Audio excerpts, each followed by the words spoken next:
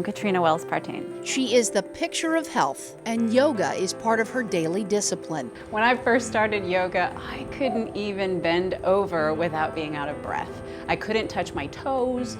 What I found is yoga is really just like life. It's a journey. You start, you have a starting point, and you move through it. But she wasn't always a self-described health nut. In fact, far from it. At my peak, I weighed 270 pounds. To understand how she got from that to this, you only have to understand a mother's love. There's nothing quite like it. Nothing a mother wouldn't do to protect her only son. Stefan is almost 17, and he's quite an amazing young man. I don't just love him, I like him. He's a good person.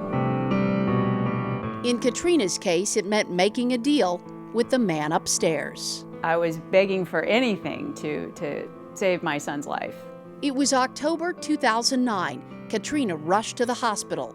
As we understood it, he was simply playing basketball and all of a sudden felt weird and couldn't see. And so they looked at him, the coaches looked at him there and said, wait, something's not right. So we need to get you to the hospital. I'll call your parents now. I was scared. I could see shapes and stuff, but mostly everything was blurry. Stefan was having problems with his eyes. At first I didn't think much of it because I thought it was probably sweat in my eyes. But after I found out that it just wasn't going away, I started freaking out. A battery of tests would later reveal what it might be. We had a doctor one night who sat us down and said, I'm gonna open this file and we're gonna talk about the things that are in here. And it was at that point that, you know, we read that it could be a slow-growing tumor. I asked my mom, what if I die? It's such a hard thing to think about. Katrina tried not to let on how scared she was, and then it hit her. If my son needed a level of care, how would I provide that? How would I provide that if there was a risk that I might not be there? So she made a promise that day. She took the unique step of going after the one thing that could kill her, so her son could live. And you make these promises and you say, I will do it this time. I'll finally do it this time. I'm gonna get in shape. I'm gonna do it. But this actually had real teeth behind it. It was real, this is my son. Katrina had been overweight and inactive for years. Combine that with a family history, and Katrina was already on borrowed time. I have certainly had all of the warning signals my whole life. My father died at 49 of a heart attack. His mother died when he was 5 of a heart attack. I have been overweight. Diet and exercise helped her lose 100 pounds. A new way of thinking helped her keep it off. I learned more about my body from the experience that my son had because I took an interest in it all of a sudden to understand this is the only body I get to go through this life with. Why should I not try and keep it in the best condition possible? And I'm so sad that I waited till 40 to figure that out, or that I had to have a life crisis to get there. But the reality is I did get there. Yes, she did. It's been 3 years. Doctors never really figured out what happened with Stefan that day. He is checked on a regular basis. His scare inspired his mom. Katrina didn't wait to have a stroke. She didn't wait to have a heart attack. She didn't wait to become a statistic. The first real moment I had was, during the program when I ran up a flight of stairs and at work, and I realized, I'm not out of breath. And it was only 2 flights, right? So, it was that for most people that might not be a big deal, but it was for me. So the day I realized my husband can completely put his arms around my waist. That was, those are big moments. All right, let's do this. Katrina not only has more time with her son, now she can actually keep up with him. No fair, you have longer legs. She didn't take on heart disease because she wanted to. Almost there, doing it. Determination. She got healthy. Iron woman. Yes! She's to the top! Because she had to. Please don't include any of that in the video. I'm so proud of her. She's changed completely. She's completely happy with herself. I can do that too. Every day, I am thankful for every single day I have with my family, with my friends, with the people I get the privilege to work with every day. I am thankful of all the time I have left to do what I want to do. And that's what I would tell people. There's really nothing quite like a mother's love. I had an excuse for every day I didn't start. And in my case, I had a day come where I really didn't have any options anymore, a different type of situation for me, and that it was time. I had a serious illness in the family, and I needed to address it right then and there. But nobody, everybody doesn't have to wait until they have one of those events. They can make the choice to do it now. And if they do it now, you have one more day, every day after that, where you get to improve the quality of your life. There are so many opportunities that can come out of an improved quality of life. You just have to take the opportunity and go for it.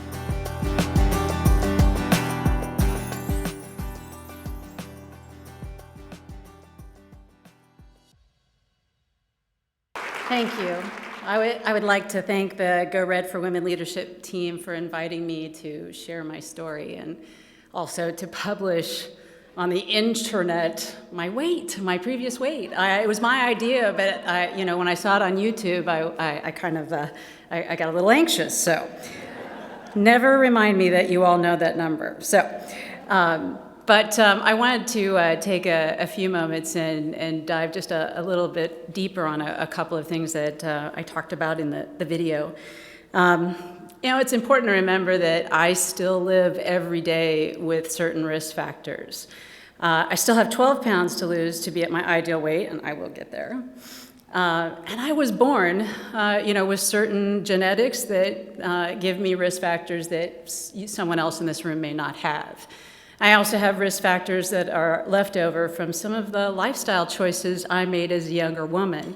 And it's important for me to remember that those are with me every day, because even though I've made these choices, there's still no guarantee that I might not die young of heart disease. So it is important for me to continue to make those choices every single day. The benefits are huge. I ran my, not half marathon, 5K, which to me was a big deal because I don't think I've ever run in my life. It was, you run and you're like, hey, this is what it feels like. So it's pretty exciting. I am able to lift myself up. Sometimes you need the pool for something like that, but I can do it on my own now. I am in training to be a yoga instructor, so I can pass on the gift of what yoga has done for me in my life. And yes, if that day came, I could take care of my son. So those benefits are far, far worth it in comparison to the sacrifices that we tell ourselves we have to make every day in order to live a healthier life. In the video, you also heard me talk briefly about my father's premature death. And I want to take you to that moment just for a second. Probably 2 months before my father passed away, he didn't feel good. And went into the hospital and had congestive heart failure. He was in the hospital for a couple of weeks and was released and came home. And I don't really remember sitting down as a family and saying, these are the choices that we now have to make. I didn't know CPR. I don't think anyone in our family did. I don't remember hearing, these are the medications that your father will be taking, or even where any emergency equipment or medicine would be in the event of an emergency. My father did make some lifestyle choices that when he came home, he did quit smoking. He was a 3-pack a day smoker and drank occasionally on the weekend. Some other choices he didn't change as quickly as he probably should. And so a couple of months later, he woke up one morning and did not feel well. My mother stayed home and took him to the hospital. She drove down Highway 50, 17 miles to the hospital. He was reviewed, he stayed for a while, and then was released. My mother drove the 17 miles back to our home. And on that drive, my father collapsed and had a massive heart attack and died in the car. At that time, my mother did not know CPR. We did not have a cell phone. Highway 50 was rural. There weren't payphones on the side of the road. There weren't gas stations everywhere. My mother simply turned the car around and drove back to the hospital where my father was pronounced dead on arrival. I was in school that day. A neighbor showed up at school to pick me up and told me that I needed to go with her to the hospital to see my father. When I arrived there, my mother was too distraught to speak to me, and the doctors told me that my father had passed away. During that time, I decided that I needed to see my father, and so after much discussion, the doctors did let me see my father on the operating table. And that's an image, if you've ever unfortunately seen that, you don't forget. I didn't get the chance to say goodbye to my father. I did not get the chance to say, I'm sorry, I wish I'd been a better daughter, and I certainly did not get the chance to tell him one more time that I loved him. Unfortunately, with sudden death, nobody usually gets those chances. Today, one of you in this room facing that same scenario would have the chance for a much better outcome thanks to the research funded by the American Heart Association. This research helps make it possible through your donations to the Heart Association to help educate doctors, provide advances in medical equipment and treatment, and educate millions of us on the benefits and the positive outcomes from changing our lifestyles. If my father had had a heart attack today, he might still be alive. Most likely, the doctors would not have let him leave. They would have had different tests to recognize the warning signs. They would have had different treatment. They would have had different equipment based on this research. They did not. It is amazing the advances that we've made, and yet there is so much more work to do. There are thousands of friends and family in our city that are counting on us to do more. This is what the American Heart Association does and what we in this room help them do with our support. This organization exists to save lives, your lives. So in closing, I'd like to personally ask you to help us save a few more tonight. In fact, you could do a little yoga if you'd like. You can put your hands right in front of you at your table. Are you doing that? I can't see, the light's bright. Put your hands right there. Reach out, it's not really yoga, but reach out and grab this wonderful card that's in front of you. It says, open your heart, make the right choice. If you open this card up, you have the opportunity to help us save more lives of men and women in Omaha tonight. If everyone in this room could fill out this card with just the price of a tank of gas, this room would raise $25,000 just in this one night towards helping save more lives in our city. Please help me do that tonight. Please fill out this card and give what you can. Give in the name of someone who isn't here anymore, or maybe should have heard this message, or give because this is Omaha and this is what we do. Please raise your card high when you're done filling it out, and volunteers will come around to pick it up. Thank you for letting me share my story, and bless you all.